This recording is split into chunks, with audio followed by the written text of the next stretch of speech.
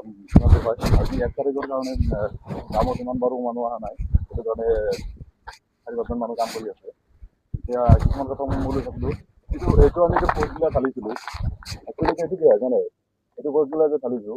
এই বস্তু আৰু এটা পষ্ট আমাৰ আমি কাম নাপাব বিকজ আমি কাম নাপাব আৰু কিবা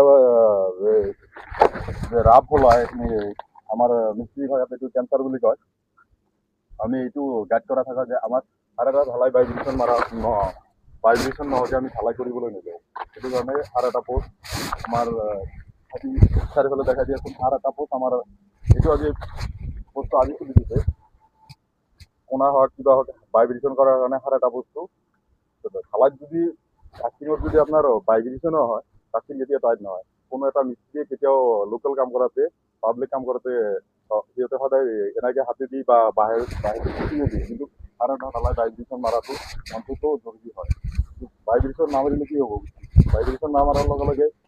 আমাৰ এটা বাৰু সেনেকুৱা নাই মই দেখাবই নোৱাৰোঁ ভাইব্ৰেশ্যন নামাৰিলে চাব সেইটো